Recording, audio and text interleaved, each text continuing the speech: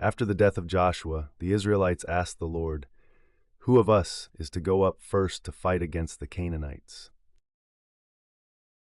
The Lord answered, "Judah shall go up. I have given the land into their hands." The men of Judah then said to the Simeonites, their fellow Israelites, "Come up with us into the territory allotted to us to fight against the Canaanites. We in turn will go with you into yours." So the Simeonites went with them. When Judah attacked, the Lord gave the Canaanites and Perizzites into their hands, and they struck down 10,000 men at Bezek. It was there that they found Adoni-Bezek and fought against him, putting to rout the Canaanites and Perizzites. Adoni-Bezek fled, but they chased him and caught him and cut off his thumbs and big toes. Then Adoni-Bezek said, 70 kings with their thumbs and big toes cut off have picked up scraps under my table. Now God has paid me back for what I did to them." They brought him to Jerusalem, and he died there. The men of Judah attacked Jerusalem also and took it. They put the city to the sword and set it on fire. After that, Judah went down to fight against the Canaanites living in the hill country, the Negev and the western foothills. They advanced against the Canaanites living in Hebron, formerly called Kiriath Arba, and defeated Sheshai, Ahiman, and Talmai. From there they advanced against the people living in Debir, formerly called Kiriath Sepher. And Caleb said, "I will give my daughter Achsah in marriage to the man who attacks and captures Kiriath Sepher." Othniel, son of Kenaz, Caleb's younger brother, took it, so Caleb gave his daughter Achsah to him in marriage. One day when she came to Othniel, she urged him to ask her father for a field. When she got off her donkey, Caleb asked her, "What can I do for you?" She replied, "Do me a special favor. Since you have given me land in the Negev, give me also springs of water." So Caleb gave her the upper and lower springs. The descendants of Moses' father-in-law, the Kenite, went up from the city of palms with the people of Judah to live among the inhabitants of the desert of Judah in the Negev near Arad. Then the men of Judah went with the Simeonites, their fellow Israelites, and attacked the Canaanites living in Zephath, and they totally destroyed the city. Therefore it was called Hormah.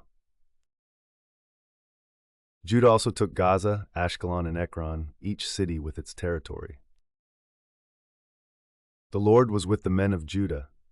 They took possession of the hill country, but they were unable to drive the people from the plains, because they had chariots fitted with iron. As Moses had promised, Hebron was given to Caleb, who drove from it the 3 sons of Anak.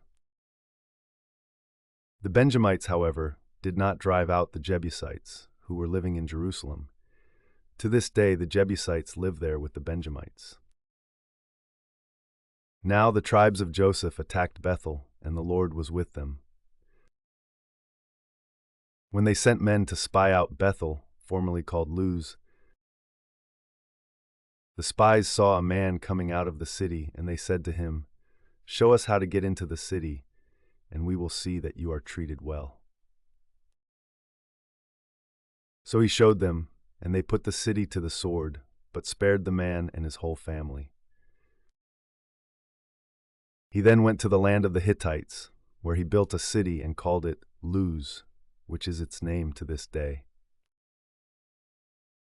But Manasseh did not drive out the people of Beth-shan or Tanach or Dor or Ibleam or Megiddo and their surrounding settlements, for the Canaanites were determined to live in that land. When Israel became strong, they pressed the Canaanites into forced labor, but never drove them out completely. Nor did Ephraim drive out the Canaanites living in Gezer, but the Canaanites continued to live there among them. Neither did Zebulun drive out the Canaanites living in Kitron or Nahalal, so these Canaanites lived among them, but Zebulun did subject them to forced labor. Nor did Asher drive out those living in Akko or Sidon or Alab or Aksib or Helba or Aphek or Rehob. The Asherites lived among the Canaanite inhabitants of the land because they did not drive them out. Neither did Naphtali drive out those living in Beth Shemesh or Beth Anath, but the Naphtalites too lived among the Canaanite inhabitants of the land, and those living in Beth Shemesh and Beth Anath became forced laborers for them. The Amorites confined the Danites to the hill country, not allowing them to come down into the plain. And the Amorites were determined also to hold out in Mount Heres, Aijalon, and Shaalbim, but when the power of the tribes of Joseph increased, they too were pressed into forced labor. The boundary of the Amorites was from Scorpion Pass to Selah and beyond. The angel of the Lord went up from Gilgal to Bochim and said, I brought you up out of Egypt and led you into the land I swore to give to your ancestors. I said, I will never break my covenant with you, and you shall not make a covenant with the people of this land, but you shall break down their altars. Yet you have disobeyed me. Why have you done this? And I have also said, I will not drive them out before you. They will become traps for you, and their gods will become snares to you. When the angel of the Lord had spoken these things to all the Israelites, the people wept aloud. And they called that place Bochim. There they offered sacrifices to the Lord. After Joshua had dismissed the Israelites, they went to take possession of the land, each to their own inheritance. The people served the Lord throughout the lifetime of Joshua and of the elders who outlived him, and who had seen all the great things the Lord had done for Israel. Joshua son of Nun, the servant of the Lord, died at the age of 110. And they buried him in the land of his inheritance at Timnath. Here is in the hill country of Ephraim north of Mount Gash. After that whole generation had been gathered to their ancestors, another generation grew up, who knew neither the Lord nor what he had done for Israel. Then the Israelites did evil in the eyes of the Lord and served the Baals. They forsook the Lord, the God of their ancestors who had brought them out of Egypt. They followed and worshipped various gods of the peoples around them. They aroused the Lord's anger, because they forsook him and served Baal and the Ashtoreths. In his anger against Israel, the Lord gave them into the hands of raiders, who plundered them. He sold them into the hands of their enemies all around, whom they were no longer able to resist. Whenever Israel went out to fight, the hand of the Lord was against them to defeat them, just as he had sworn to them. They were in great distress. Then the Lord raised up judges, who saved them out of the hands of these raiders. Yet they would not listen to their judges, but prostituted themselves to other gods and worshipped them. They quickly turned from the ways of their ancestors, who had been obedient to the Lord's commands. Whenever the Lord raised up a judge for them, he was with the judge and saved them out of the hands of their enemies, as long as the judge lived. For the Lord relented because of their groaning under those who oppressed and afflicted them. But when the judge died, the people returned to ways even more corrupt than those of their ancestors, following other gods and serving and worshiping them. They refused to give up their evil practices and stubborn ways. Therefore the Lord was very angry with Israel and said, Because this nation has violated the covenant I ordained for their ancestors and has not listened to me, I will no longer drive out before them any of the nations Joshua left when he died. I will use them to test Israel and see whether they will keep the way of the Lord and walk in it as their ancestors did. The Lord had allowed those nations to remain. he did not drive them out at once by giving them into the hands of Joshua.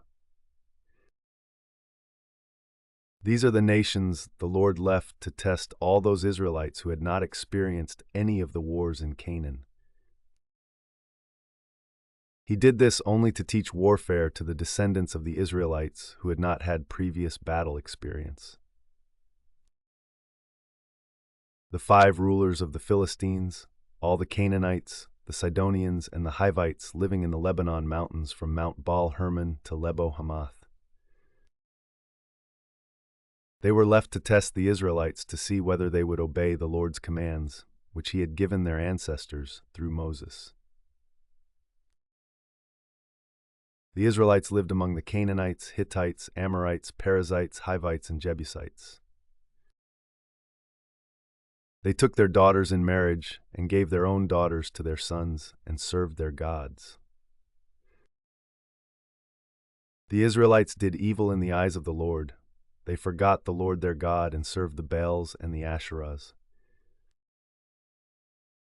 The anger of the Lord burned against Israel, so that he sold them into the hands of Cushan-Rishathaim, king of Aram Naharaim, to whom the Israelites were subject for 8 years. But when they cried out to the Lord, he raised up for them a deliverer, Othniel son of Kenaz, Caleb's younger brother, who saved them. The Spirit of the Lord came on him, so that he became Israel's judge and went to war. The Lord gave Cushan-Rishathaim, king of Aram, into the hands of Othniel, who overpowered him. So the land had peace for 40 years until Othniel son of Kenaz died. Again the Israelites did evil in the eyes of the Lord, and because they did this evil, the Lord gave Eglon, king of Moab, power over Israel. Getting the Ammonites and Amalekites to join him, Eglon came and attacked Israel, and they took possession of the city of palms. The Israelites were subject to Eglon, king of Moab, for 18 years. Again the Israelites cried out to the Lord, and he gave them a deliverer, Ehud, a left-handed man, the son of Gera the Benjamite. The Israelites sent him with tribute to Eglon, king of Moab. Now Ehud had made a double-edged sword about a cubit long, which he strapped to his right thigh under his clothing. He presented the tribute to Eglon, king of Moab, who was a very fat man.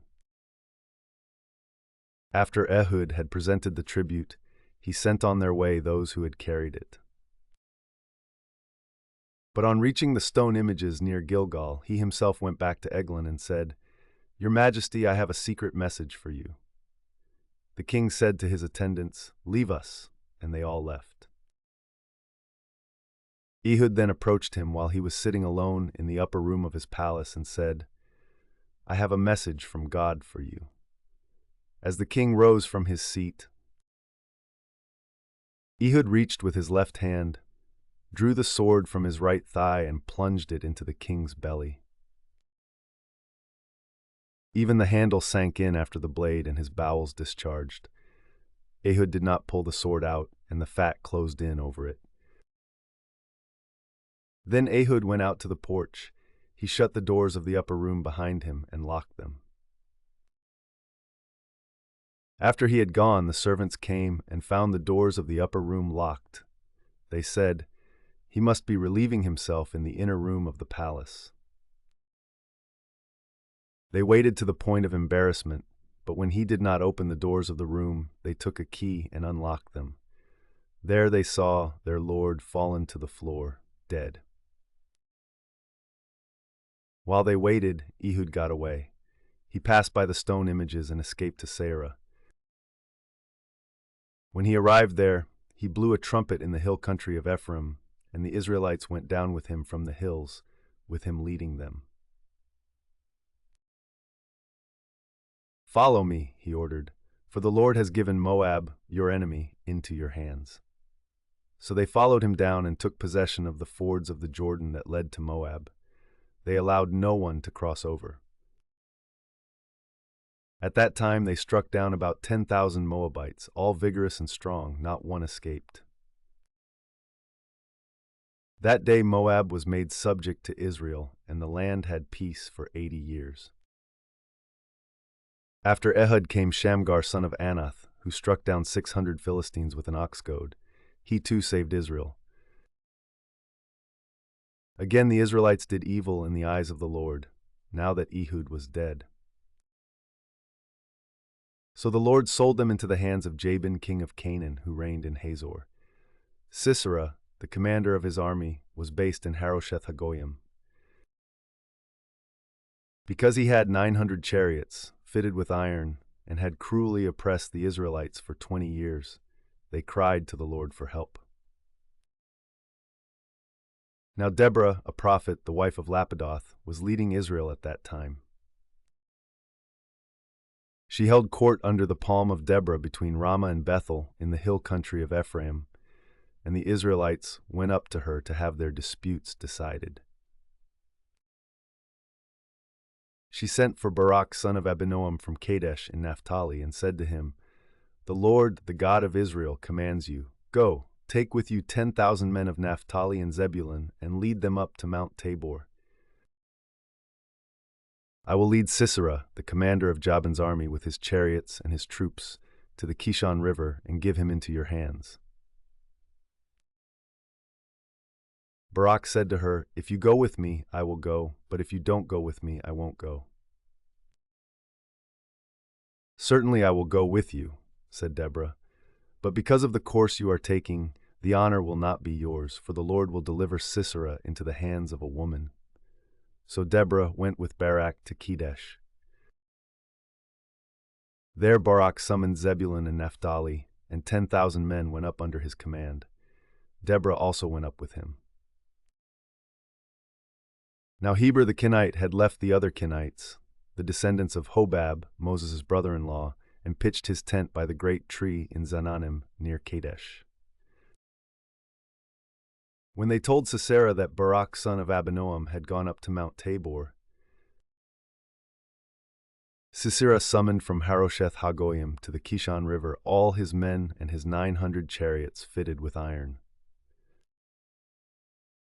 Then Deborah said to Barak, "Go, this is the day the Lord has given Sisera into your hands. Has not the Lord gone ahead of you?" So Barak went down Mount Tabor with 10,000 men following him. At Barak's advance, the Lord routed Sisera and all his chariots and army by the sword, and Sisera got down from his chariot and fled on foot. Barak pursued the chariots and army as far as Harosheth Hagoyim, and all Sisera's troops fell by the sword. Not a man was left. Sisera, meanwhile, fled on foot to the tent of Jael, the wife of Heber the Kenite, because there was an alliance between Jabin king of Hazor and the family of Heber the Kenite. Jael went out to meet Sisera and said to him, "Come, my lord, come right in, don't be afraid." So he entered her tent, and she covered him with a blanket. "I'm thirsty," he said. "Please give me some water." She opened a skin of milk, gave him a drink, and covered him up. "Stand in the doorway of the tent," he told her. "If someone comes by and asks you, 'Is anyone in there?' say no." But Jael, Heber's wife, picked up a tent peg and a hammer and went quietly to him while he lay fast asleep, exhausted. She drove the peg through his temple into the ground, and he died.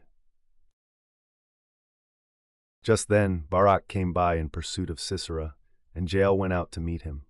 "Come," she said, "I will show you the man you're looking for." So he went in with her, and there lay Sisera with the tent peg through his temple, dead. On that day God subdued Jabin king of Canaan before the Israelites.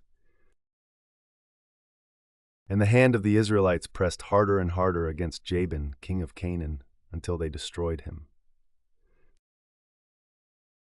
On that day Deborah and Barak son of Abinoam sang this song.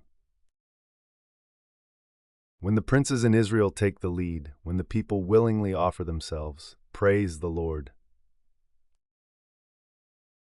Hear this, you kings. Listen, you rulers. I, even I, will sing to the Lord. I will praise the Lord, the God of Israel, in song. When you, Lord, went out from Seir, when you marched from the land of Edom, The earth shook, the heavens poured, the clouds poured down water. The mountains quaked before the Lord, the one of Sinai, before the Lord, the God of Israel. In the days of Shamgar son of Anath, in the days of Jael, the highways were abandoned. Travelers took to winding paths. Villagers in Israel would not fight. They held back until I, Deborah, arose, until I arose, a mother in Israel.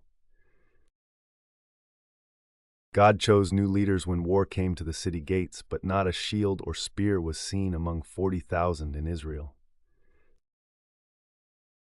My heart is with Israel's princes, with the willing volunteers among the people. Praise the Lord. You who ride on white donkeys, sitting on your saddle blankets, and you who walk along the road, consider the voice of the singers at the watering places. They recite the victories of the Lord, the victories of his villagers in Israel. Then the people of the Lord went down to the city gates. Wake up, Deborah, wake up, break out in song, arise, Barak, take captive your captives, son of Abinoam. The remnant of the nobles came down, the people of the Lord came down to me against the mighty. Some came from Ephraim, whose roots were in Amalek. Benjamin was with the people who followed you. From Machir captains came down, from Zebulun those who bear a commander's staff. The princes of Issachar were with Deborah. Yes, Issachar was with Barak, sent under his command into the valley. In the districts of Reuben there was much searching of heart. Why did you stay among the sheep pens to hear the whistling for the flocks? In the districts of Reuben there was much searching of heart. Gilead stayed beyond the Jordan. And Dan, why did he linger by the ships? Asher remained on the coast and stayed in his coves. The people of Zebulun risked their very lives, so did Naphtali on the terraced fields. Kings came, they fought, the kings of Canaan fought. At Tanach, by the waters of Megiddo, they took no plunder of silver. From the heavens the stars fought, from their courses they fought against Sisera. The river Kishon swept them away, the age-old river, the river Kishon. March on, my soul, be strong. Then thundered the horse's hooves. Galloping, galloping go his mighty steeds. Curse Meroz, said the angel of the Lord. Curse its people bitterly because they did not come to help the Lord against the mighty.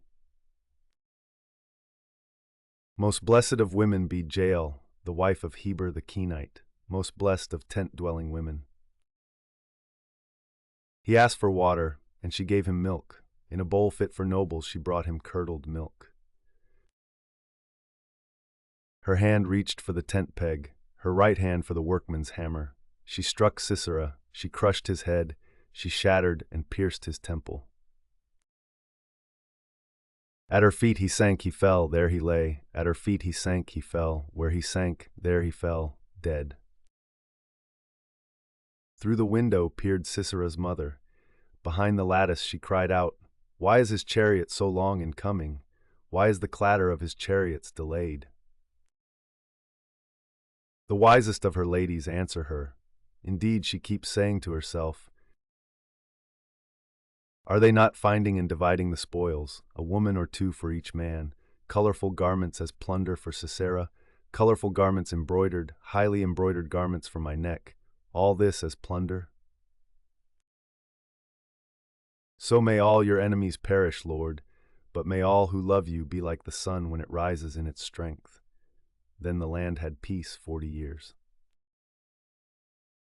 The Israelites did evil in the eyes of the Lord, and for 7 years he gave them into the hands of the Midianites.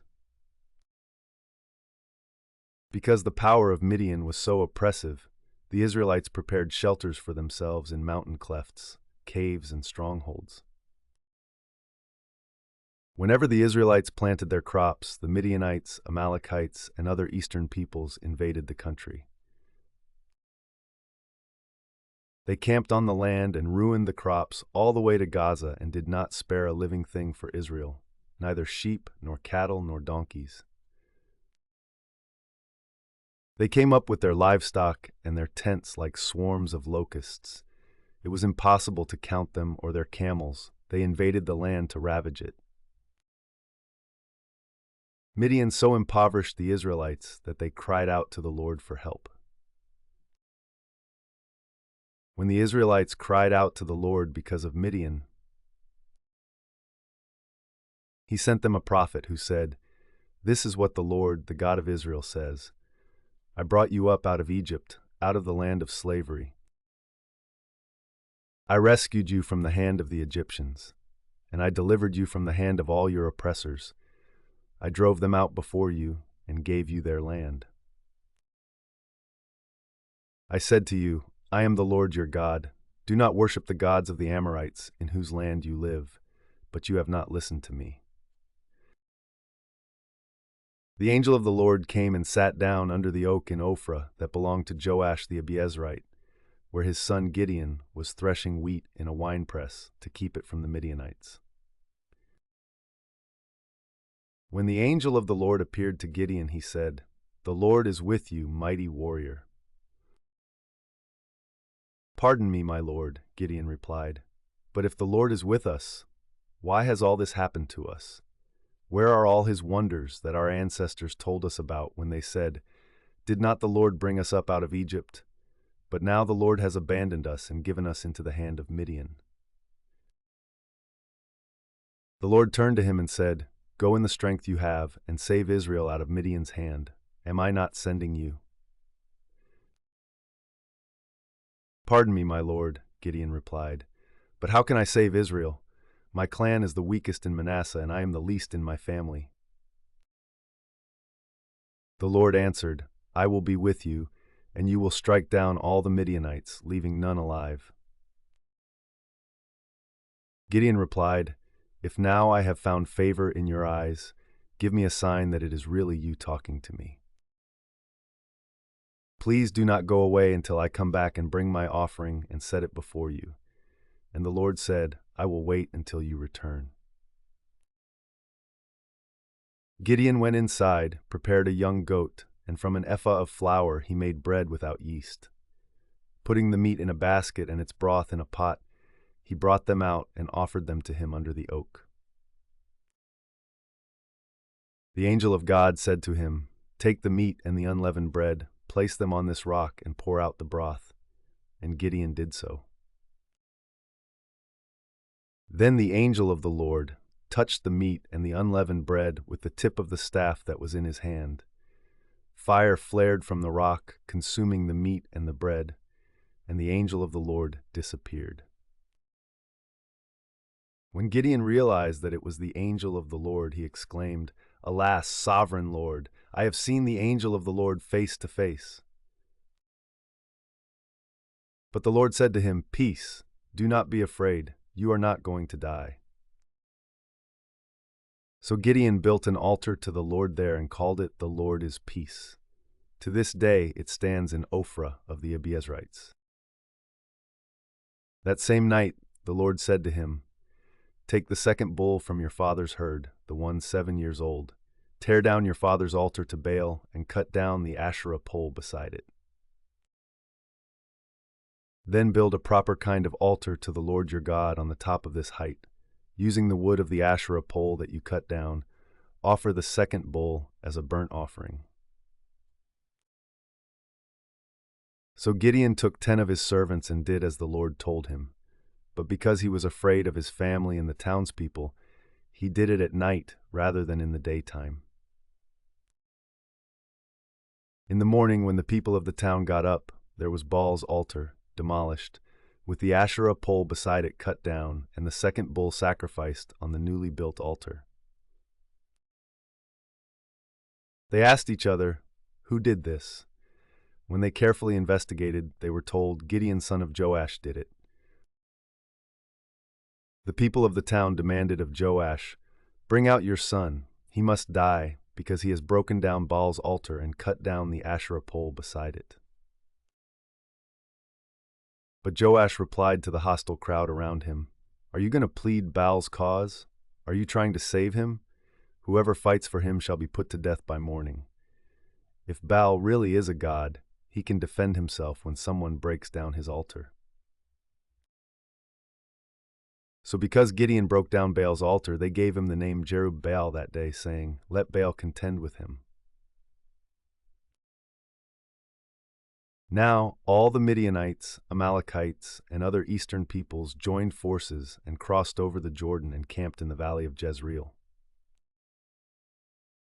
Then the Spirit of the Lord came on Gideon, and he blew a trumpet, summoning the Abiezrites to follow him.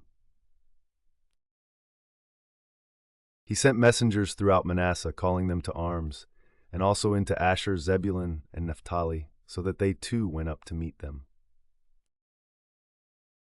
Gideon said to God, "If you will save Israel by my hand, as you have promised, look, I will place a wool fleece on the threshing floor. If there is dew only on the fleece, and all the ground is dry, then I will know that you will save Israel by my hand, as you said." And that is what happened.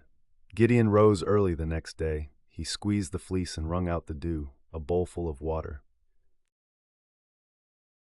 Then Gideon said to God, "Do not be angry with me. Let me make just one more request. Allow me one more test with the fleece, but this time make the fleece dry and let the ground be covered with dew." That night God did so. Only the fleece was dry, all the ground was covered with dew. Early in the morning, Jerub-Baal, that is Gideon, and all his men camped at the spring of Harod. The camp of Midian was north of them in the valley near the hill of Moreh. The Lord said to Gideon, "You have too many men. I cannot deliver Midian into their hands, or Israel would boast against me. My own strength has saved me."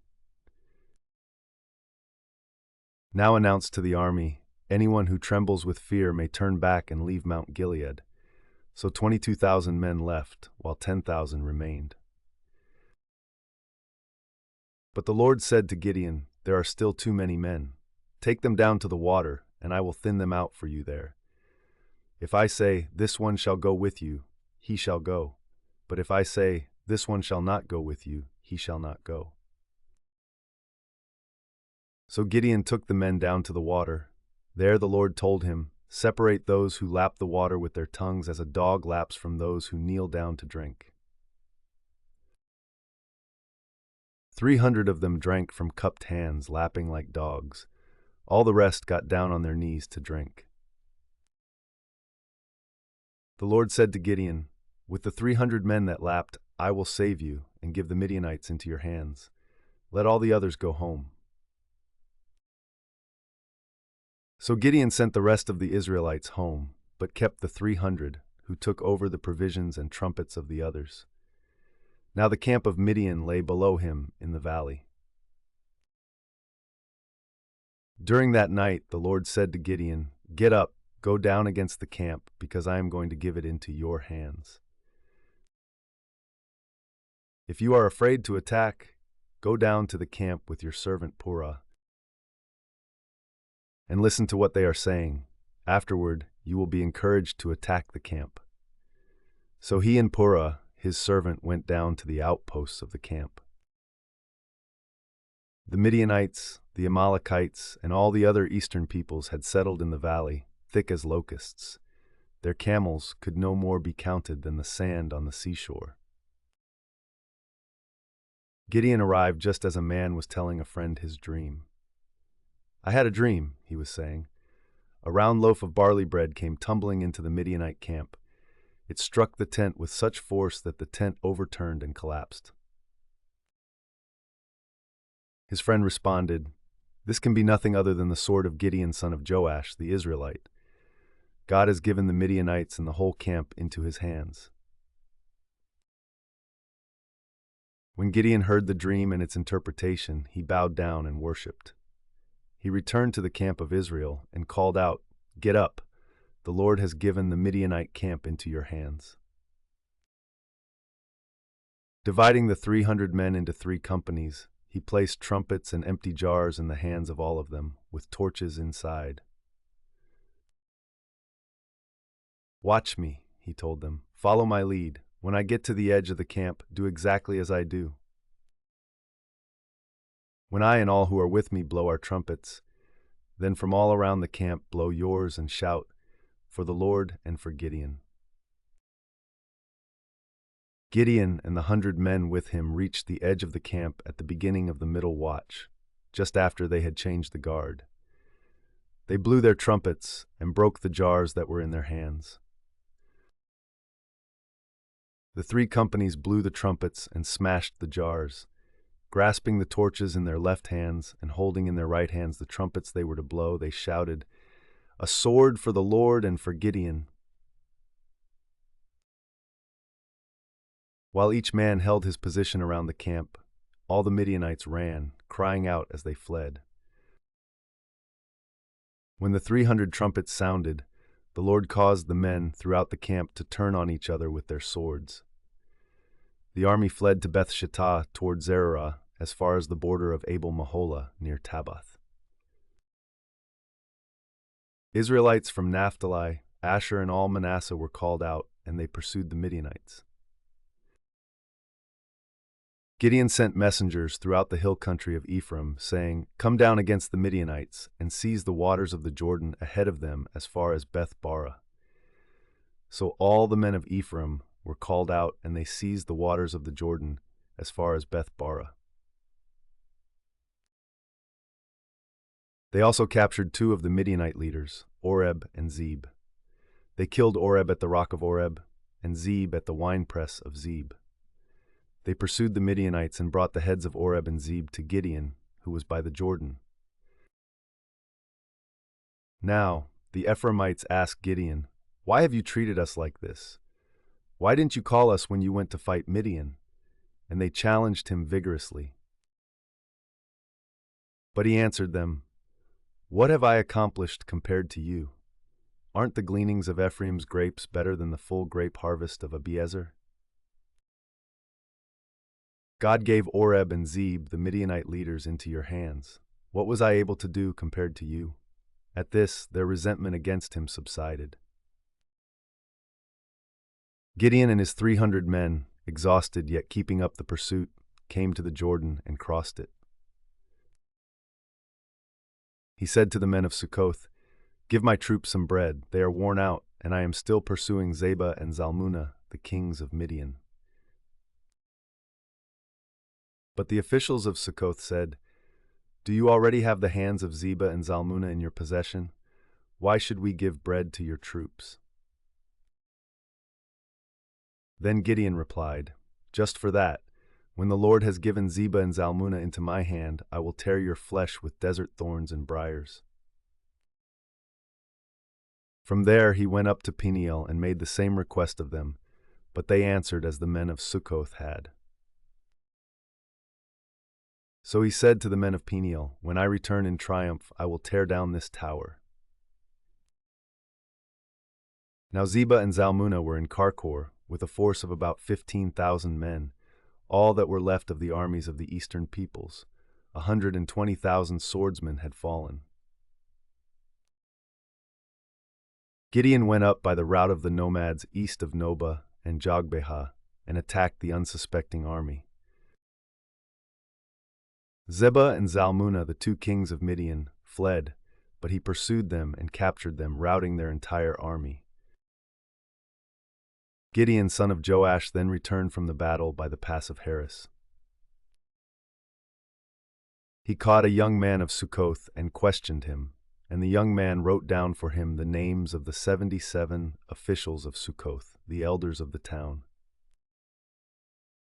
Then Gideon came and said to the men of Succoth, "Here are Zebah and Zalmunna, about whom you taunted me by saying, 'Do you already have the hands of Zebah and Zalmunna in your possession? Why should we give bread to your exhausted men?'" He took the elders of the town and taught the men of Succoth a lesson by punishing them with desert thorns and briars. He also pulled down the tower of Peniel and killed the men of the town. Then he asked Zebah and Zalmunna, "What kind of men did you kill at Tabor?" "Men like you," they answered, each one with the bearing of a prince. Gideon replied, "Those were my brothers, the sons of my own mother. As surely as the Lord lives, if you had spared their lives, I would not kill you." Turning to Jether, his oldest son, he said, "Kill them." But Jether did not draw his sword because he was only a boy and was afraid. Zebah and Zalmunna said, "Come, do it yourself. As is the man, so is his strength." So Gideon stepped forward and killed them and took the ornaments off their camels' necks. The Israelites said to Gideon, "Rule over us, you, your son, and your grandson, because you have saved us from the hand of Midian." But Gideon told them, "I will not rule over you, nor will my son rule over you. The Lord will rule over you."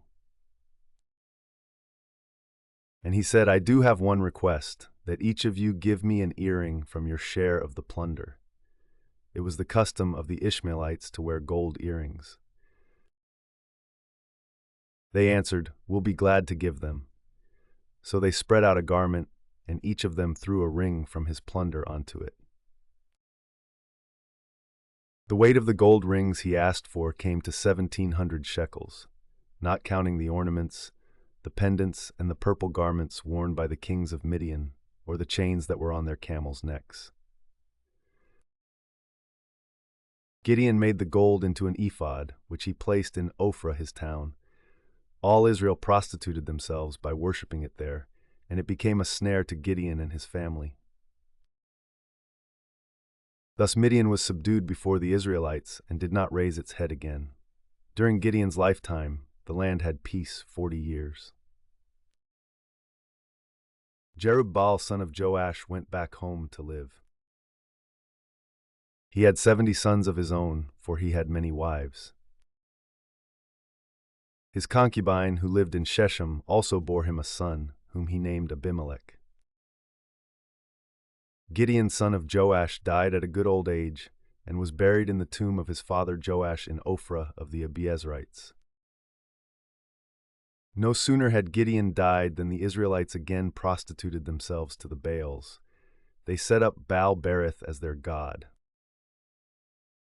and did not remember the Lord their God, who had rescued them from the hands of all their enemies on every side. They also failed to show any loyalty to the family of Jerubbaal, that is Gideon, in spite of all the good things he had done for them. Abimelech, son of Jerubbaal, went to his mother's brothers in Shechem, and said to them, and to all his mother's clan, "Ask all the citizens of Shechem, which is better for you, to have all 70 of Jerubbaal's sons rule over you, or just one man? Remember, I am your flesh and blood." When the brothers repeated all this to the citizens of Shechem, they were inclined to follow Abimelech, for they said, "He is related to us." They gave him 70 shekels of silver from the temple of Baal-berith, and Abimelech used it to hire reckless scoundrels, who became his followers. He went to his father's home in Ophrah, and on one stone murdered his 70 brothers, the sons of Jerubbaal. But Jotham, the youngest son of Jerubbaal, escaped by hiding. Then all the citizens of Shechem and Beth Millo gathered beside the great tree at the pillar in Shechem to crown Abimelech king. When Jotham was told about this, he climbed up on the top of Mount Gerizim and shouted to them, "Listen to me, citizens of Shechem, so that God may listen to you." One day the trees went out to anoint a king for themselves. They said to the olive tree, "Be our king." But the olive tree answered, "Should I give up my oil, by which both gods and humans are honored, to hold sway over the trees?" Next the trees said to the fig tree, "Come and be our king."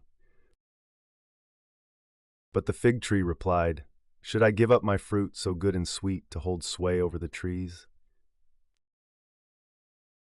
Then the trees said to the vine, "Come and be our king."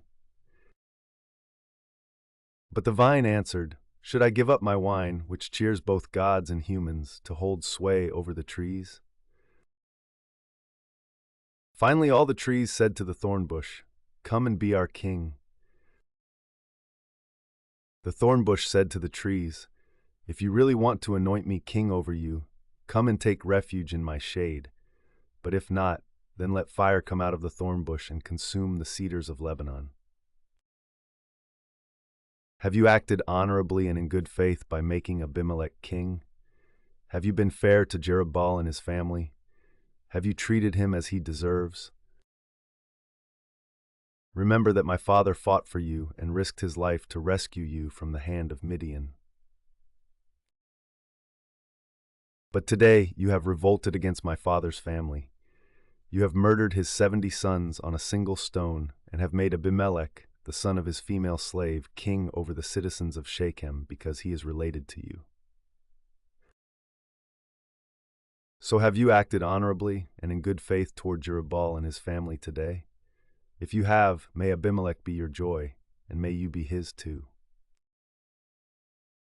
But if you have not, let fire come out from Abimelech and consume you, the citizens of Shechem and Beth Millo, and let fire come out from you, the citizens of Shechem and Beth Millo, and consume Abimelech.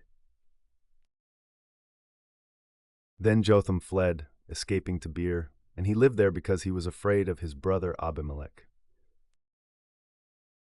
After Abimelech had governed Israel 3 years,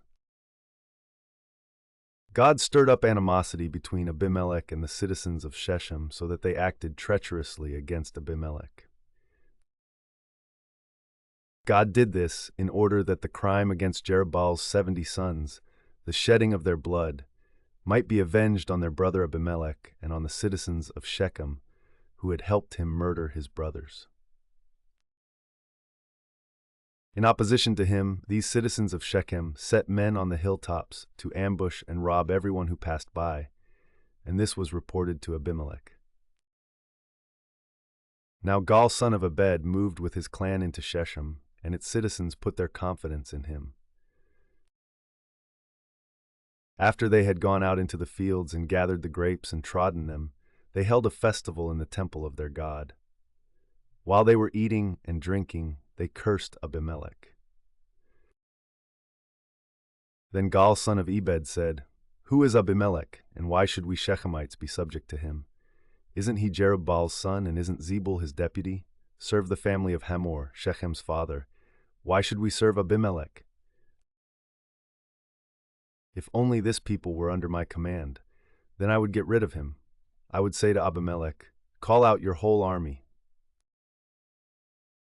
When Zebul the governor of the city heard what Gaal son of Ebed said, he was very angry. Under cover he sent messengers to Abimelech, saying, "Gaal son of Ebed and his clan have come to Shechem and are stirring up the city against you. Now then, during the night, you and your men should come and lie in wait in the fields. In the morning at sunrise, advance against the city. When Gaal and his men come out against you, seize the opportunity to attack them." So Abimelech and all his troops set out by night and took up concealed positions near Shechem in 4 companies. Now Gaal son of Ebed had gone out and was standing at the entrance of the city gate, just as Abimelech and his troops came out from their hiding place. When Gaal saw them, he said to Zebul, "Look, people are coming down from the tops of the mountains." Zebul replied, "You mistake the shadows of the mountains for men." But Gaal spoke up again, "Look, people are coming down from the central hill, and a company is coming from the direction of the diviner's tree." Then Zebul said to him, "Where is your big talk now, you who said, 'Who is Abimelech that we should be subject to him?' Aren't these the men you ridiculed? Go out and fight them." So Gaal led out the citizens of Shechem and fought Abimelech. Abimelech chased him all the way to the entrance of the gate, and many were killed as they fled. Then Abimelech stayed in Arumah, and Zebul drove Gaal and his clan out of Shechem. The next day the people of Shechem went out to the fields, and this was reported to Abimelech. So he took his men, divided them into 3 companies, and set an ambush in the fields. When he saw the people coming out of the city, he rose to attack them. Abimelech and the companies with him rushed forward to a position at the entrance of the city gate. Then 2 companies attacked those in the fields and struck them down. All that day Abimelech pressed his attack against the city until he had captured it and killed its people. Then he destroyed the city and scattered salt over it. On hearing this, the citizens in the tower of Shechem went into the stronghold of the temple of El-Berith. When Abimelech heard that they had assembled there, he and all his men went up Mount Zalmon. He took an axe and cut off some branches, which he lifted to his shoulders. He ordered the men with him, "Quick, do what you have seen me do." So all the men cut branches and followed Abimelech. They piled them against the stronghold and set it on fire with the people still inside. So all the people in the tower of Shechem, about 1,000 men and women, also died. Next Abimelech went to Thebez and besieged it and captured it. Inside the city, however, was a strong tower, to which all the men and women, all the people of the city, had fled. They had locked themselves in and climbed up on the tower roof. Abimelech went to the tower and attacked it. But as he approached the entrance to the tower to set it on fire, a woman dropped an upper millstone on his head and cracked his skull. Hurriedly he called to his armor-bearer, "Draw your sword and kill me, so that they can't say, 'A woman killed him.'" So his servant ran him through, and he died. When the Israelites saw that Abimelech was dead, they went home. Thus God repaid the wickedness that Abimelech had done to his father by murdering his 70 brothers. God also made the people of Shechem pay for all their wickedness. The curse of Jotham son of Jerubbaal came on them. After the time of Abimelech, a man of Issachar named Tola son of Puah, the son of Dodo, rose to save Israel. He lived in Shamir, in the hill country of Ephraim. He led Israel 23 years, then he died and was buried in Shamir. He was followed by Jair of Gilead, who led Israel 22 years. He had 30 sons who rode 30 donkeys. They controlled 30 towns in Gilead, which to this day are called Havoth-Yair. When Jair died, he was buried in Kamon. Again, the Israelites did evil in the eyes of the Lord. They served the Baals and the Ashtoreths, and the gods of Aram, the gods of Sidon, the gods of Moab, the gods of the Ammonites, and the gods of the Philistines. And because the Israelites forsook the Lord and no longer served him, he became angry with them. He sold them into the hands of the Philistines and the Ammonites, who that year shattered and crushed them.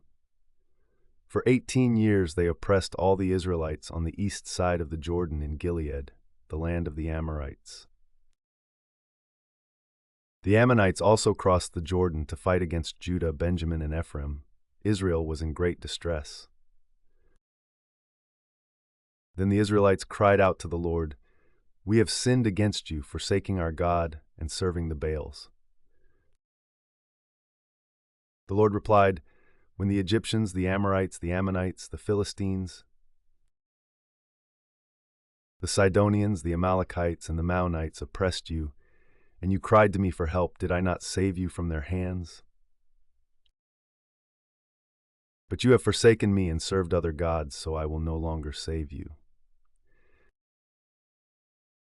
Go and cry out to the gods you have chosen. Let them save you when you are in trouble."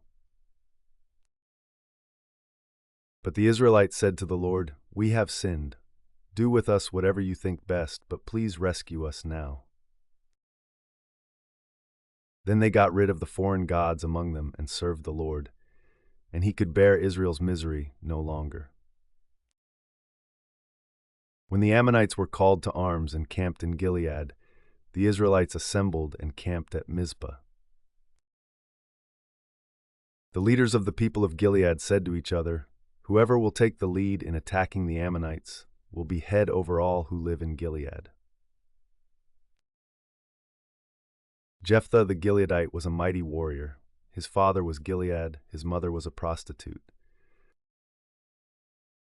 Gilead's wife also bore him sons, and when they were grown up, they drove Jephthah away. "You are not going to get any inheritance in our family," they said, "because you are the son of another woman." So Jephthah fled from his brothers and settled in the land of Tob, where a gang of scoundrels gathered around him and followed him. Some time later, when the Ammonites were fighting against Israel,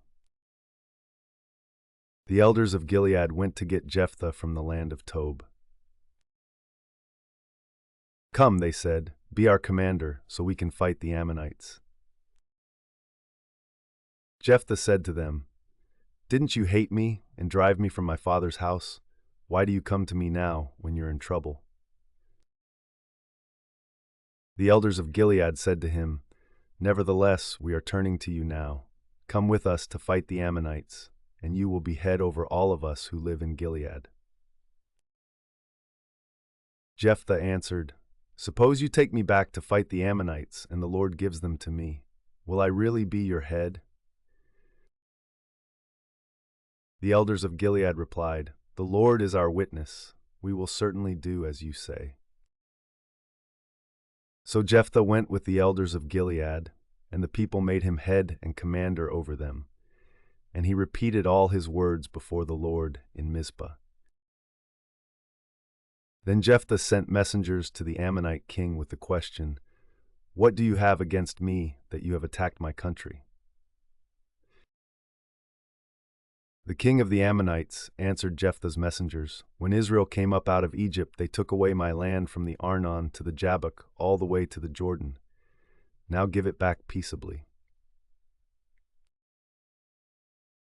Jephthah sent back messengers to the Ammonite king, saying, "This is what Jephthah says, Israel did not take the land of Moab or the land of the Ammonites. But when they came up out of Egypt, Israel went through the wilderness to the Red Sea and on to Kadesh." Then Israel sent messengers to the king of Edom, saying, "Give us permission to go through your country." But the king of Edom would not listen. They sent also to the king of Moab, and he refused. So Israel stayed at Kadesh. Next, they traveled through the wilderness, skirted the lands of Edom and Moab, passed along the eastern side of the country of Moab, and camped on the other side of the Arnon. They did not enter the territory of Moab, for the Arnon was its border. Then Israel sent messengers to Sihon, king of the Amorites, who ruled in Heshbon, and said to him, "Let us pass through your country to our own place." Sihon, however, did not trust Israel to pass through his territory. He mustered all his troops and encamped at Jahaz and fought with Israel. Then the Lord, the God of Israel, gave Sihon and his whole army into Israel's hands, and they defeated them. Israel took over all the land of the Amorites who lived in that country, capturing all of it from the Arnon to the Jabbok and from the desert to the Jordan. Now since the Lord, the God of Israel, has driven the Amorites out before his people Israel, what right have you to take it over? Will you not take what your god Chemosh gives you? Likewise, whatever the Lord our God has given us, we will possess. Are you any better than Balak son of Zippor, king of Moab? Did he ever quarrel with Israel or fight with them? For 300 years, Israel occupied Heshbon, Aroer, the surrounding settlements, and all the towns along the Arnon. Why didn't you retake them during that time? I have not wronged you, but you are doing me wrong by waging war against me. Let the Lord, the judge, decide the dispute this day between the Israelites and the Ammonites." The king of Ammon, however, paid no attention to the message Jephthah sent him. Then the Spirit of the Lord came on Jephthah. He crossed Gilead and Manasseh, passed through Mizpah of Gilead, and from there he advanced against the Ammonites. And Jephthah made a vow to the Lord, "If you give the Ammonites into my hands, whatever comes out of the door of my house to meet me when I return in triumph from the Ammonites will be the Lord's, and I will sacrifice it as a burnt offering." Then Jephthah went over to fight the Ammonites, and the Lord gave them into his hands. He devastated 20 towns from Aroer to the vicinity of Minnith, as far as Abel Keramim. Thus Israel subdued Ammon. When Jephthah returned to his home in Mizpah, who should come out to meet him but his daughter, dancing to the sound of timbrels? She was an only child. Except for her, he had neither son nor daughter. When he saw her, he tore his clothes and cried, "Oh no, my daughter, you have brought me down, and I am devastated. I have made a vow to the Lord that I cannot break." "My father," she replied, "you have given your word to the Lord. Do to me just as you promised, now that the Lord has avenged you of your enemies, the Ammonites. But grant me this one request," she said. "Give me 2 months to roam the hills and weep with my friends, because I will never marry." "You may go," he said, and he let her go for 2 months. She and her friends went into the hills and wept because she would never marry. After the 2 months she returned to her father, and he did to her as he had vowed, and she was a virgin. From this comes the Israelite tradition, that each year the young women of Israel go out for 4 days to commemorate the daughter of Jephthah the Gileadite. The Ephraimite forces were called out, and they crossed over to Zaphon. They said to Jephthah, "Why did you go to fight the Ammonites without calling us to go with you? We're going to burn down your house over your head." Jephthah answered, "I and my people were engaged in a great struggle with the Ammonites, and although I called, you didn't save me out of their hands.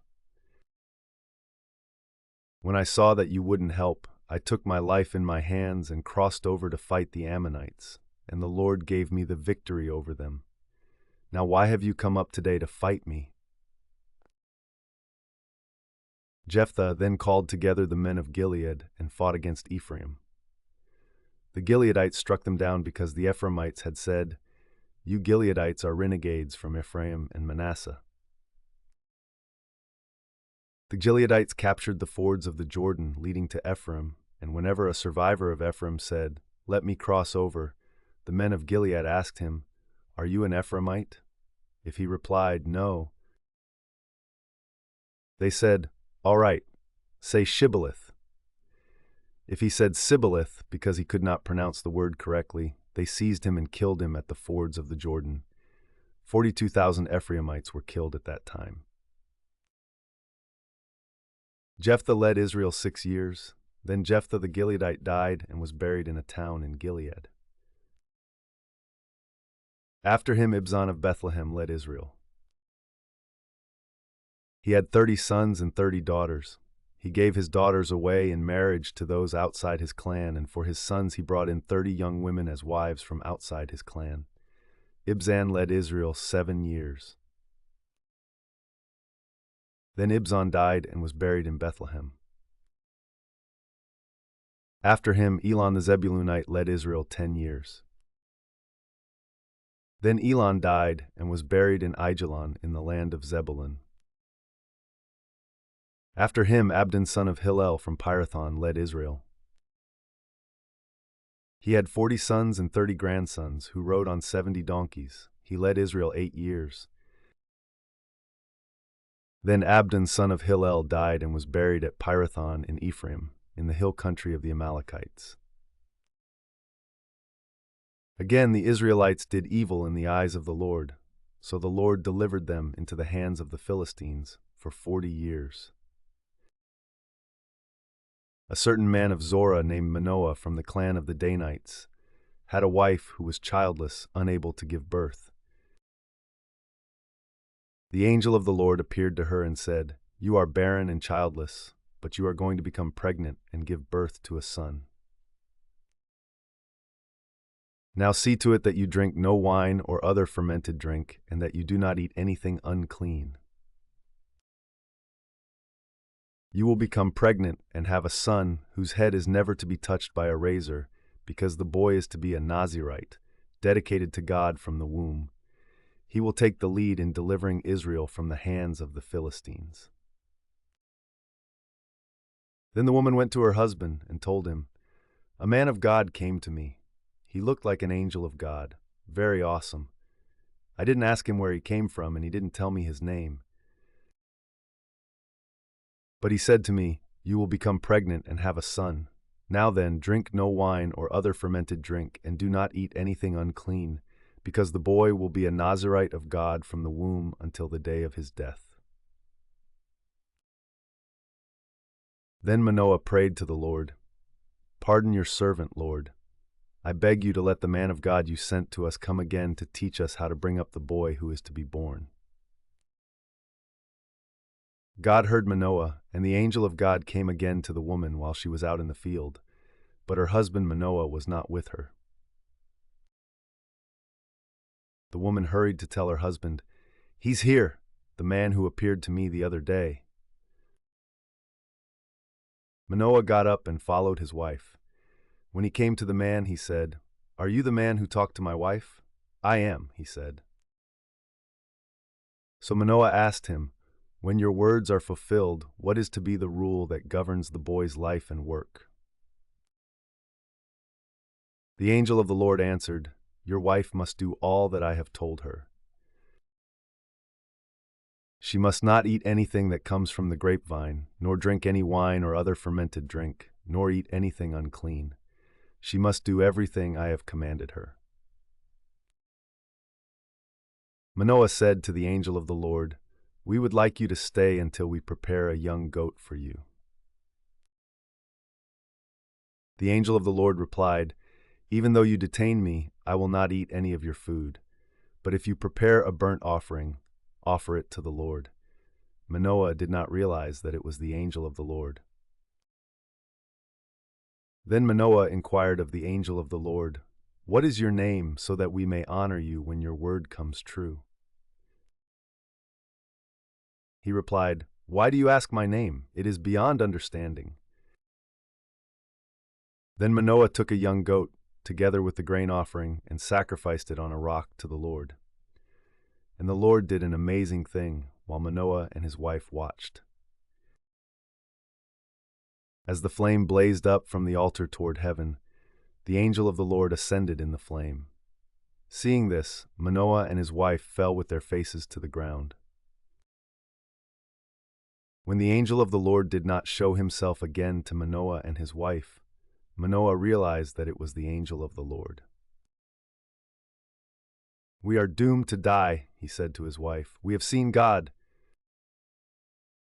But his wife answered, "If the Lord had meant to kill us, he would not have accepted a burnt offering and grain offering from our hands, nor shown us all these things, or now told us this." The woman gave birth to a boy and named him Samson. He grew, and the Lord blessed him. And the Spirit of the Lord began to stir him while he was in Mahaneh-dan, between Zorah and Eshtaol. Samson went down to Timnah and saw there a young Philistine woman. When he returned, he said to his father and mother, "I have seen a Philistine woman in Timnah. Now get her for me as my wife." His father and mother replied, "Isn't there an acceptable woman among your relatives or among all our people? Must you go to the uncircumcised Philistines to get a wife?" But Samson said to his father, "Get her for me. She's the right one for me." His parents did not know that this was from the Lord, who was seeking an occasion to confront the Philistines, for at that time they were ruling over Israel. Samson went down to Timnah together with his father and mother. As they approached the vineyards of Timnah, suddenly a young lion came roaring toward him. The Spirit of the Lord came powerfully upon him, so that he tore the lion apart with his bare hands, as he might have torn a young goat. But he told neither his father nor his mother what he had done. Then he went down and talked with the woman, and he liked her. Some time later, when he went back to marry her, he turned aside to look at the lion's carcass, and in it he saw a swarm of bees and some honey. He scooped out the honey with his hands and ate as he went along. When he rejoined his parents, he gave them some, and they too ate it. But he did not tell them that he had taken the honey from the lion's carcass. Now his father went down to see the woman, and there Samson held a feast, as was customary for young men. When the people saw him, they chose 30 men to be his companions. "Let me tell you a riddle," Samson said to them. "If you can give me the answer within the 7 days of the feast, I will give you 30 linen garments and 30 sets of clothes. If you can't tell me the answer, you must give me 30 linen garments and 30 sets of clothes." "Tell us your riddle," they said. "Let's hear it." He replied, "Out of the eater something to eat, out of the strong something sweet." For 3 days they could not give the answer. On the 4th day they said to Samson's wife, "Coax your husband into explaining the riddle for us, or we will burn you and your father's household to death. Did you invite us here to steal our property?" Then Samson's wife threw herself on him, sobbing, "You hate me, you don't really love me, you've given my people a riddle, but you haven't told me the answer." "I haven't even explained it to my father or mother," he replied, "so why should I explain it to you?" She cried the whole 7 days of the feast. So on the 7th day he finally told her because she continued to press him.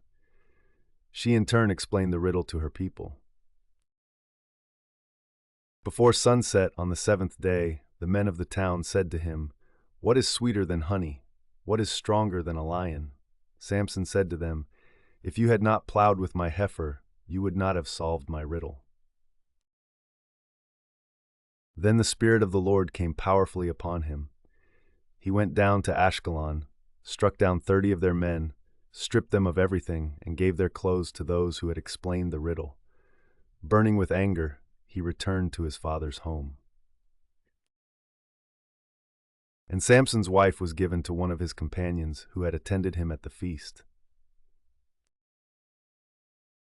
Later on, at the time of wheat harvest, Samson took a young goat and went to visit his wife. He said, "I'm going to my wife's room," but her father would not let him go in. "I was so sure you hated her," he said, "that I gave her to your companion. Isn't her younger sister more attractive? Take her instead." Samson said to them, "This time I have a right to get even with the Philistines. I will really harm them." So he went out and caught 300 foxes and tied them tail to tail in pairs. He then fastened a torch to every pair of tails, lit the torches, and let the foxes loose in the standing grain of the Philistines. He burned up the shocks and standing grain, together with the vineyards and olive groves. When the Philistines asked, "Who did this?" they were told, "Samson, the Timnite's son-in-law, because his wife was given to his companion." So the Philistines went up and burned her and her father to death. Samson said to them, "Since you've acted like this, I swear that I won't stop until I get my revenge on you." He attacked them viciously and slaughtered many of them. Then he went down and stayed in a cave in the rock of Etam. The Philistines went up and camped in Judah, spreading out near Lehi. The people of Judah asked, "Why have you come to fight us?" "We have come to take Samson prisoner," they answered, "to do to him as he did to us." Then 3,000 men from Judah went down to the cave in the rock of Etam and said to Samson, "Don't you realize that the Philistines are rulers over us? What have you done to us?" He answered, "I merely did to them what they did to me." They said to him, "We've come to tie you up and hand you over to the Philistines." Samson said, "Swear to me that you won't kill me yourselves." "Agreed," they answered. "We will only tie you up and hand you over to them. We will not kill you." So they bound him with 2 new ropes and led him up from the rock. As he approached Lehi, the Philistines came toward him shouting. The Spirit of the Lord came powerfully upon him. The ropes on his arms became like charred flax, and the bindings dropped from his hands. Finding a fresh jawbone of a donkey, he grabbed it and struck down 1,000 men. Then Samson said, "With a donkey's jawbone I have made donkeys of them.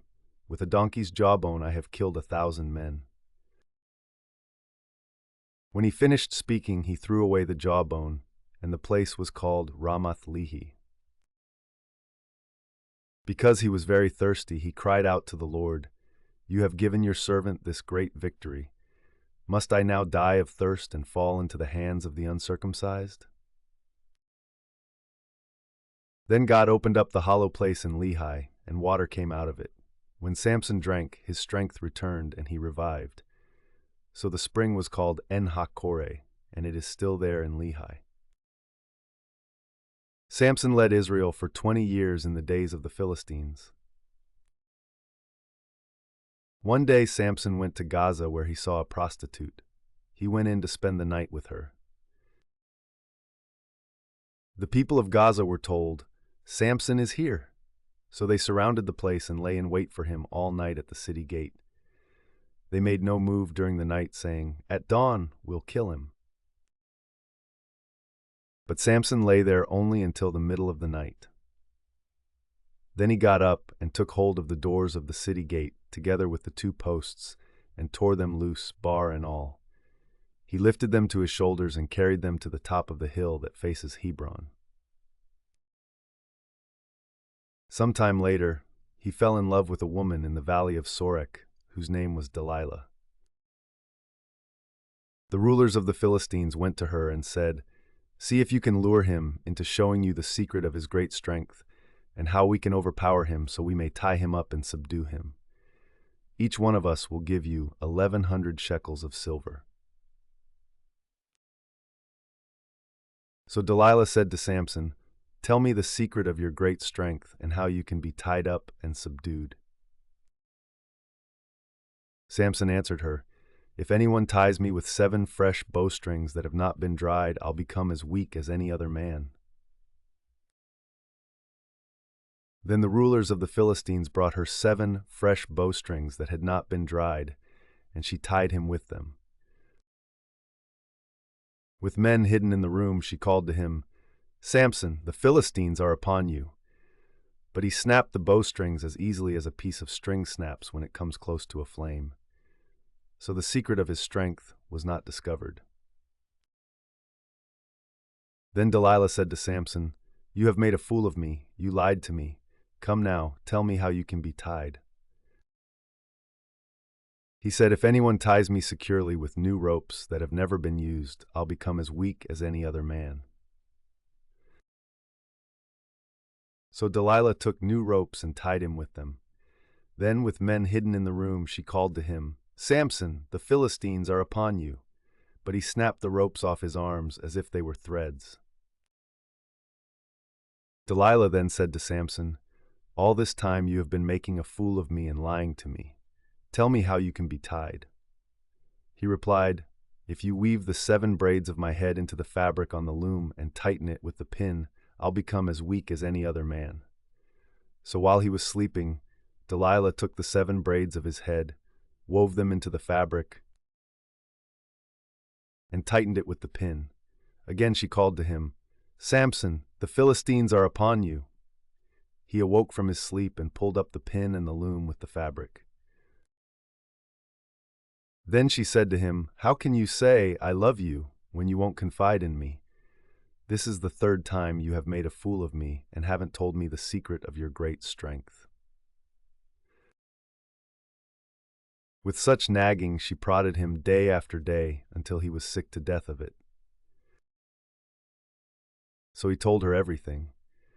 No razor has ever been used on my head, he said, because I have been a Nazirite dedicated to God from my mother's womb. If my head were shaved, my strength would leave me, and I would become as weak as any other man. When Delilah saw that he had told her everything, she sent word to the rulers of the Philistines, "Come back once more. He has told me everything." So the rulers of the Philistines returned with the silver in their hands. After putting him to sleep on her lap, she called for someone to shave off the 7 braids of his hair, and so began to subdue him, and his strength left him. Then she called, "Samson, the Philistines are upon you."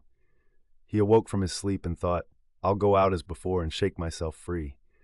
But he did not know that the Lord had left him.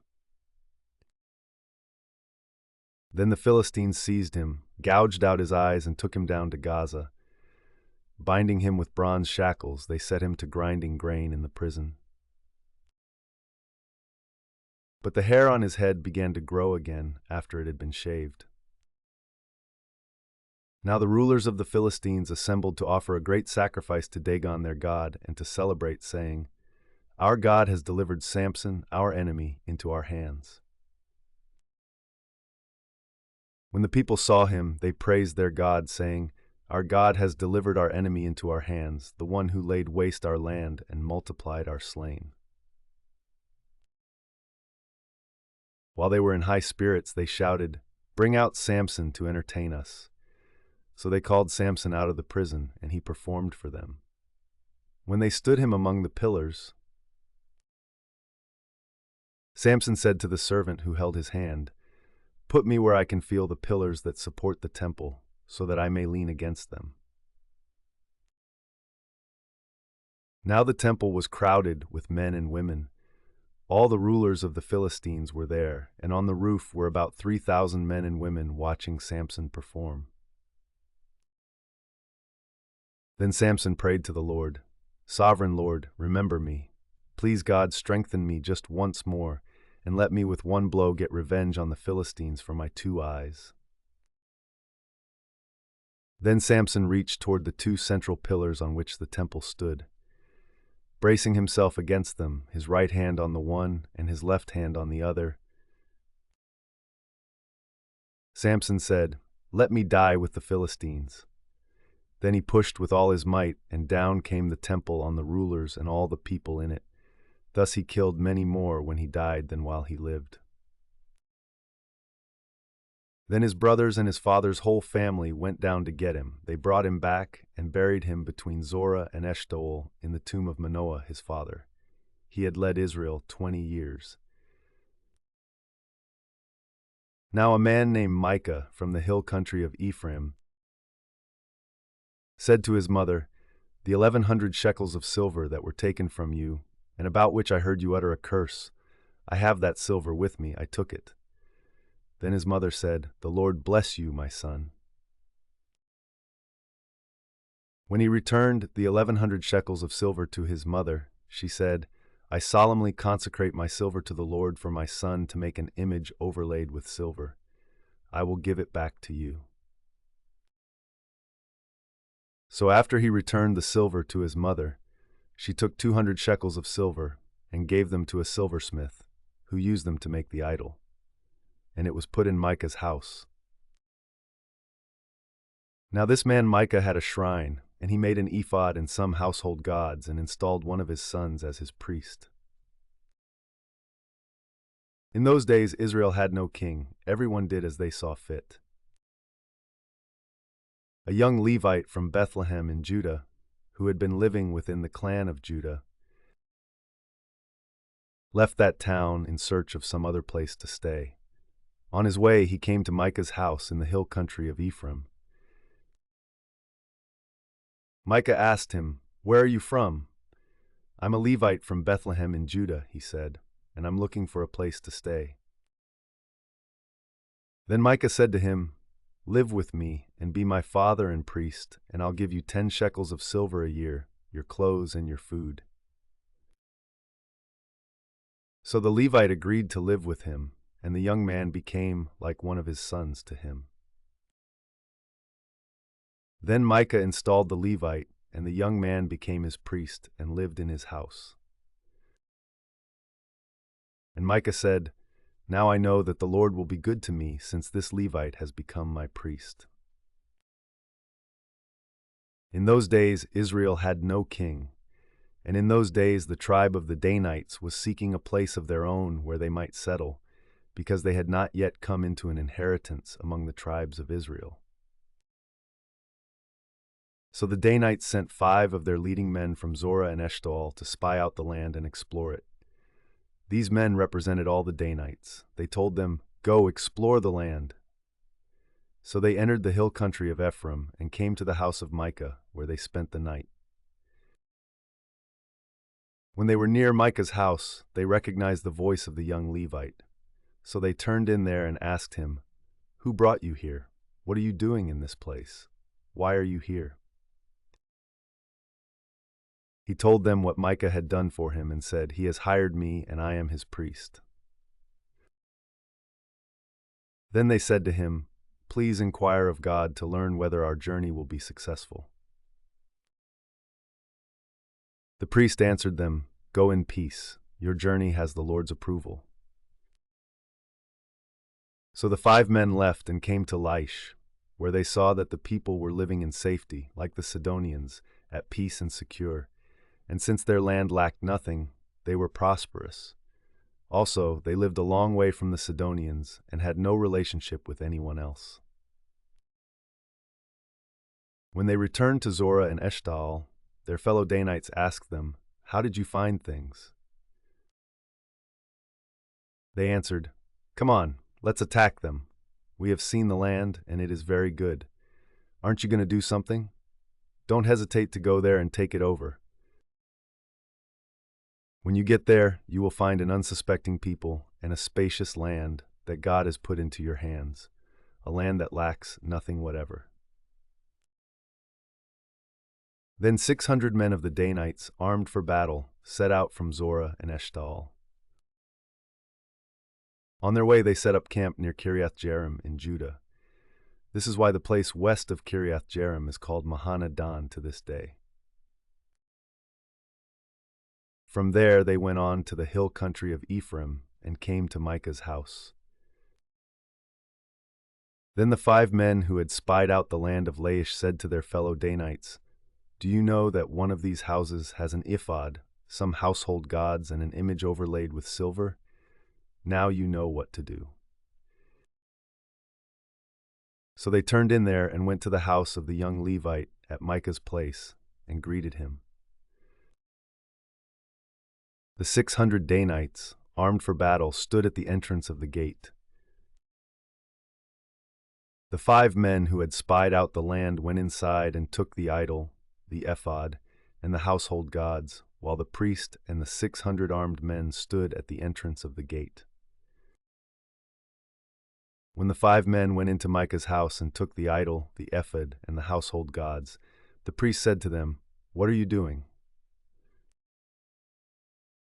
They answered him, "Be quiet, don't say a word. Come with us and be our father and priest. Isn't it better that you serve a tribe and clan in Israel as priest rather than just one man's household?" The priest was very pleased.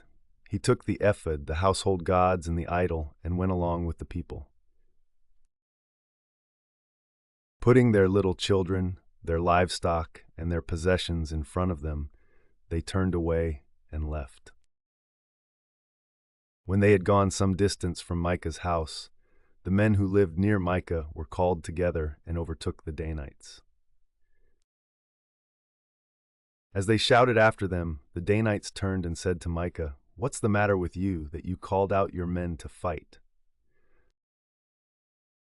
He replied, "You took the gods I made and my priest and went away. What else do I have? How can you ask, 'What's the matter with you?'" The Danites answered, "Don't argue with us, or some of the men may get angry and attack you, and you and your family will lose your lives." So the Danites went their way, and Micah, seeing that they were too strong for him, turned around and went back home. Then they took what Micah had made and his priest, and went on to Laish, against a people at peace and secure. They attacked them with the sword and burned down their city. There was no one to rescue them because they lived a long way from Sidon and had no relationship with anyone else. The city was in a valley near Beth Rehob. The Danites rebuilt the city and settled there. They named it Dan after their ancestor Dan, who was born to Israel, though the city used to be called Laish. There the Danites set up for themselves the idol, and Jonathan son of Gershom, the son of Moses, and his sons were priests for the tribe of Dan until the time of the captivity of the land. They continued to use the idol Micah had made, all the time the house of God was in Shiloh. In those days, Israel had no king. Now a Levite who lived in a remote area in the hill country of Ephraim took a concubine from Bethlehem in Judah. But she was unfaithful to him. She left him and went back to her parents' home in Bethlehem, Judah. After she had been there 4 months, her husband went to her to persuade her to return. He had with him his servant and 2 donkeys. She took him into her parents' home, and when her father saw him, he gladly welcomed him. His father-in-law, the woman's father, prevailed on him to stay, so he remained with him 3 days, eating and drinking and sleeping there. On the 4th day they got up early, and he prepared to leave. But the woman's father said to his son-in-law, "Refresh yourself with something to eat, then you can go." So the 2 of them sat down to eat and drink together. Afterward the woman's father said, "Please stay tonight and enjoy yourself." And when the man got up to go, his father-in-law persuaded him, so he stayed there that night. On the morning of the 5th day, when he rose to go, the woman's father said, "Refresh yourself. Wait till afternoon." So the 2 of them ate together. Then when the man with his concubine and his servant got up to leave, his father-in-law, the woman's father, said, "Now look, it's almost evening. Spend the night here. The day is nearly over. Stay and enjoy yourself. Early tomorrow morning you can get up and be on your way home."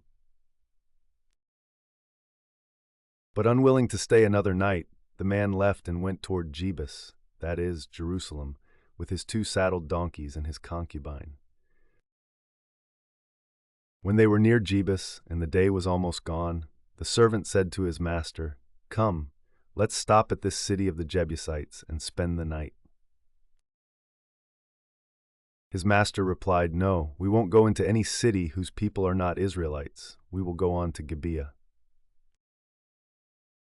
He added, "Come, let's try to reach Gibeah or Ramah and spend the night in one of those places." So they went on, and the sun set as they neared Gibeah in Benjamin. There they stopped to spend the night. They went and sat in the city square, but no one took them in for the night. That evening an old man from the hill country of Ephraim, who was living in Gibeah, the inhabitants of the place were Benjamites, came in from his work in the fields. When he looked and saw the traveler in the city square, the old man asked, "Where are you going? Where did you come from?" He answered, "We are on our way from Bethlehem in Judah to a remote area in the hill country of Ephraim where I live. I have been to Bethlehem in Judah, and now I am going to the house of the Lord. No one has taken me in for the night. We have both straw and fodder for our donkeys, and bread and wine for ourselves, your servants, me, the woman, and the young man with us. We don't need anything." "You are welcome at my house," the old man said. "Let me supply whatever you need. Only don't spend the night in the square." So he took him into his house and fed his donkeys. After they had washed their feet, they had something to eat and drink. While they were enjoying themselves, some of the wicked men of the city surrounded the house. Pounding on the door, they shouted to the old man who owned the house, "Bring out the man who came to your house, so we can have sex with him." The owner of the house went outside and said to them, "No, my friends, don't be so vile. Since this man is my guest, don't do this outrageous thing. Look, here is my virgin daughter and his concubine. I will bring them out to you now, and you can use them and do to them whatever you wish. But as for this man, don't do such an outrageous thing." But the men would not listen to him. So the man took his concubine and sent her outside to them, and they raped her and abused her throughout the night, and at dawn they let her go. At daybreak, the woman went back to the house where her master was staying, fell down at the door, and lay there until daylight.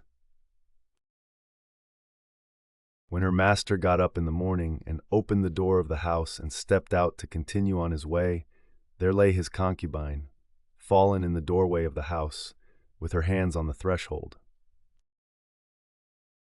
He said to her, "Get up, let's go." But there was no answer.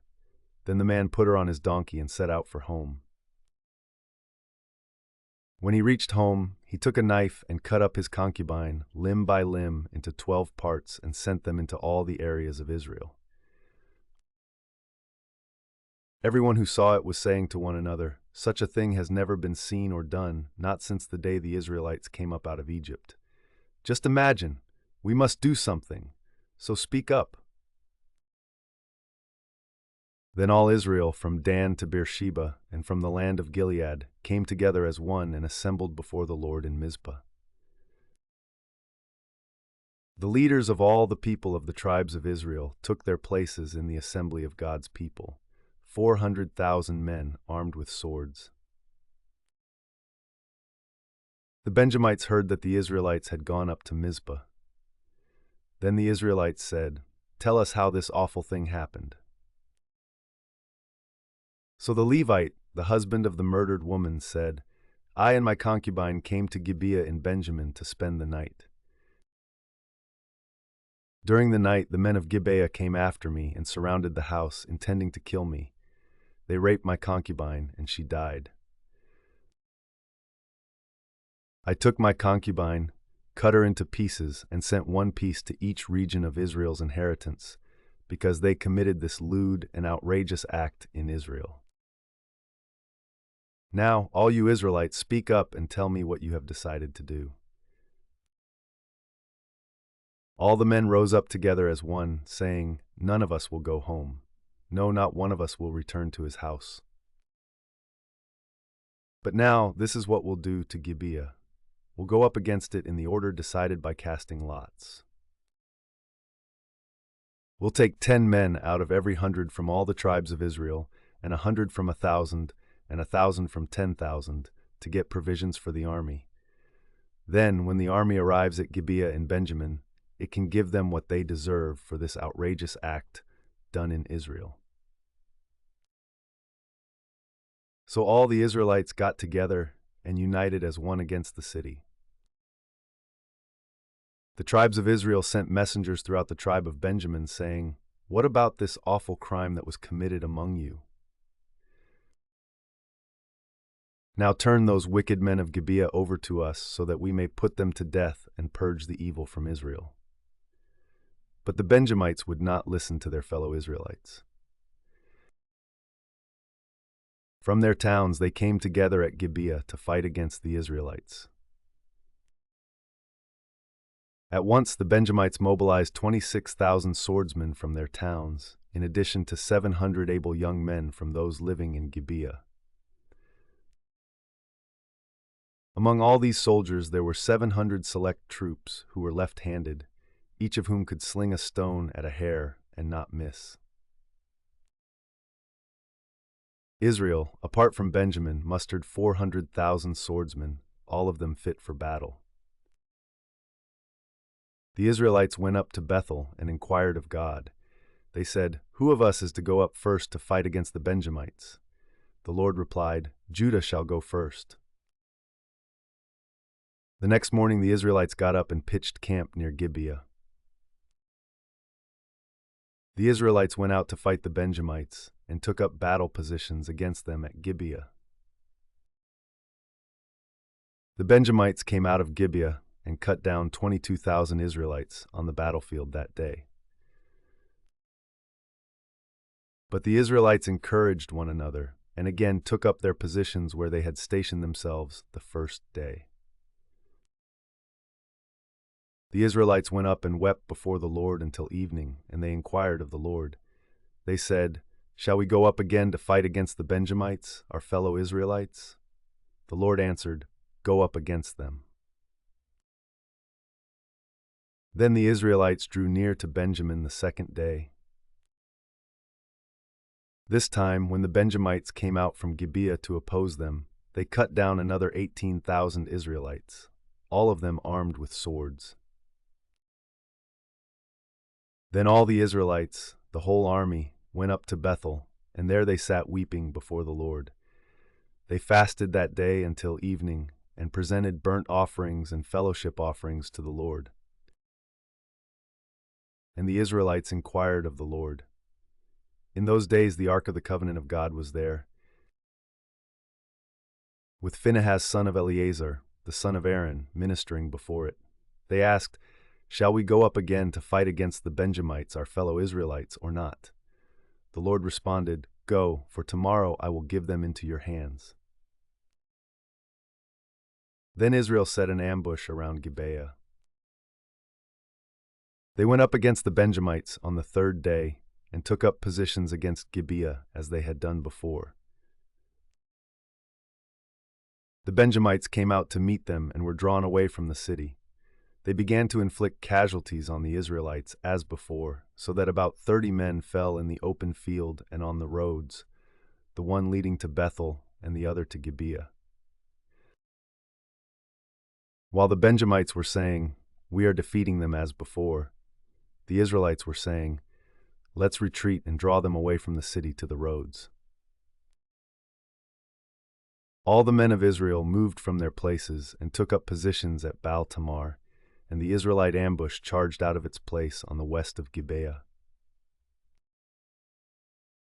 Then 10,000 of Israel's able young men made a frontal attack on Gibeah. The fighting was so heavy that the Benjamites did not realize how near disaster was. The Lord defeated Benjamin before Israel, and on that day the Israelites struck down 25,100 Benjamites, all armed with swords. Then the Benjamites saw that they were beaten. Now the men of Israel had given way before Benjamin, because they relied on the ambush they had set near Gibeah. Those who had been in ambush made a sudden dash into Gibeah, spread out, and put the whole city to the sword. The Israelites had arranged with the ambush that they should send up a great cloud of smoke from the city. And then the Israelites would counterattack. The Benjamites had begun to inflict casualties on the Israelites, about 30, and they said, "We are defeating them as in the first battle." But when the column of smoke began to rise from the city, the Benjamites turned and saw the whole city going up in smoke. Then the Israelites counterattacked, and the Benjamites were terrified, because they realized that disaster had come on them. So they fled before the Israelites in the direction of the wilderness, but they could not escape the battle. And the Israelites who came out of the towns cut them down there. They surrounded the Benjamites, chased them, and easily overran them in the vicinity of Gibeah on the east. 18,000 Benjamites fell, all of them valiant fighters. As they turned and fled toward the wilderness to the rock of Rimmon, the Israelites cut down 5,000 men along the roads. They kept pressing after the Benjamites as far as Gidom, and struck down 2,000 more. On that day 25,000 Benjamite swordsmen fell, all of them valiant fighters. But 600 of them turned and fled into the wilderness to the rock of Rimmon, where they stayed 4 months. The men of Israel went back to Benjamin and put all the towns to the sword, including the animals and everything else they found. All the towns they came across they set on fire. The men of Israel had taken an oath at Mizpah, "Not one of us will give his daughter in marriage to a Benjamite." The people went to Bethel, where they sat before God until evening, raising their voices and weeping bitterly. "Lord, God of Israel," they cried, "why has this happened to Israel? Why should one tribe be missing from Israel today?" Early the next day, the people built an altar and presented burnt offerings and fellowship offerings. Then the Israelites asked, "Who from all the tribes of Israel has failed to assemble before the Lord?" For they had taken a solemn oath that anyone who failed to assemble before the Lord at Mizpah was to be put to death. Now the Israelites grieved for the tribe of Benjamin, their fellow Israelites. "Today one tribe is cut off from Israel," they said. "How can we provide wives for those who are left, since we have taken an oath by the Lord not to give them any of our daughters in marriage?" Then they asked, "Which one of the tribes of Israel failed to assemble before the Lord at Mizpah?" They discovered that no one from Jabesh Gilead had come to the camp for the assembly. For when they counted the people, they found that none of the people of Jabesh Gilead were there. So the assembly sent 12,000 fighting men with instructions to go to Jabesh Gilead and put to the sword those living there, including the women and children. "This is what you are to do," they said. "Kill every male and every woman who is not a virgin." They found among the people living in Jabesh Gilead 400 young women who had never slept with a man, and they took them to the camp at Shiloh in Canaan. Then the whole assembly sent an offer of peace to the Benjamites at the rock of Rimmon. So the Benjamites returned at that time, and were given the women of Jabesh Gilead, who had been spared. But there were not enough for all of them. The people grieved for Benjamin, because the Lord had made a gap in the tribes of Israel. And the elders of the assembly said, "With the women of Benjamin destroyed, how shall we provide wives for the men who are left?" "The Benjamite survivors must have heirs," they said, "so that a tribe of Israel will not be wiped out. We can't give them our daughters as wives, since we Israelites have taken this oath. Cursed be anyone who gives a wife to a Benjamite."